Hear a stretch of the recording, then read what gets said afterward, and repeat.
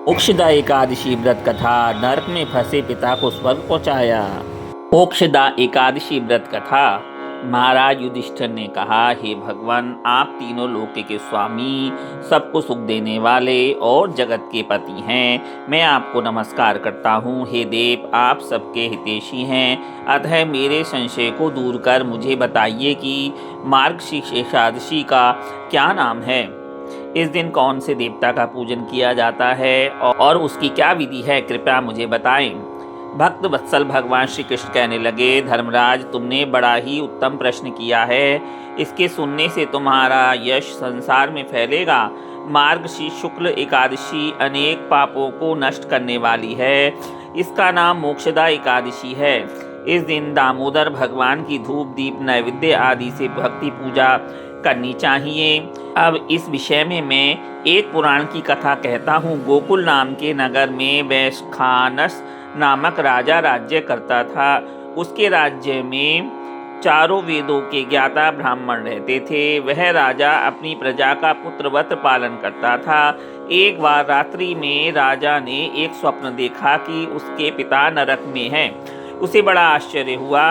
प्रातः वह विद्वान ब्राह्मणों के पास गया और अपना स्वप्न सुनाया। कहा, मैंने अपने पिता को नरक में कष्ट उठाते देखा है। उन्होंने मुझसे कहा है कि हे पुत्र, मैं नरक में पड़ा हूँ, यहाँ से तुम मुझे मुक्त कराओ। जब से मैंने यह वचन सुने हैं, तब से मैं बहुत बेचैन हूँ। चित्त में बड़ी अशांति हो रही है। मुझे इस राज्य, धन, पुत्र, स्त्री, हाथी, घोड़े आदि में कुछ भी सुख प्रतीत नहीं होता। क्या करूं? इस राजा ने कहा, हे ब्राह्मण देवताओं, इस दुख के कारण मेरा सारा शरीर जल रहा है। अब आप कृपा करके कोई तप, दान, व्रत आदि ऐसा उपाय बताइए जिससे मेरे पिता को मुक्ति मिल जाए। उस पुत्र का जीवन व्यर्थ है जो अपने माता पिता का उद्धार न कर सके। एक उत्तम पुत्र जो अपने माता पिता तथा पूर्वजों का उद्धार करता है, वह 1000 मूर्ख पुत्रों से अच्छा है। जैसे एक चंद्रमा सारे जगत में प्रकाश कर देता है, परंतु हजारों तारे नहीं कर सकते। ब्राह्मणों ने कहा, हे राजन, यहाँ पास ही भूत भविष्य वर्तमान के ज्ञाता पर्वत ऋषि का आश्रम है। आपकी समस्या का हल वे जरूर करेंगे। ऐसा सुनकर राजा मुनि के आश्रम पर गया। उस आश्रम में अनेक शांत चित्त योगी और मुनि तपस्या कर रहे थे। उसी जगह पर्वत मुनि बैठे थे। राजा ने मुनि को साष्टांग दंडवत किया। मुनि ने राजा से सांगोपांग कुशलता पूछी।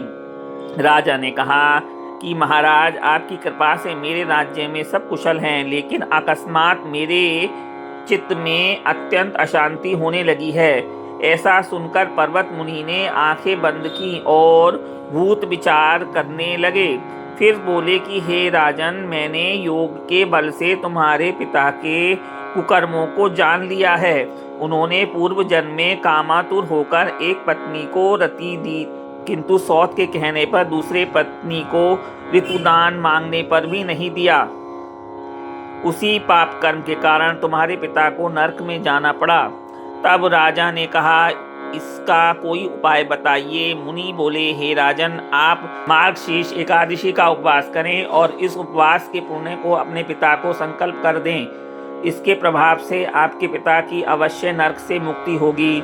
मुनि के ये वचन सुनकर राजा महल में आया और मुनि के कहने के अनुसार कुटुंब सहित मोक्षदा एकादशी का व्रत किया। उसके उपवास का पुण्य उसने पिता को अर्पण कर दिया। इसके प्रभाव से उसके पिता को मुक्ति मिल गई और स्वर्ग में जाते हुए पुत्र से कहने लगे, हे पुत्र, तेरा कल्याण हो। यह कहकर स्वर्ग चले गए।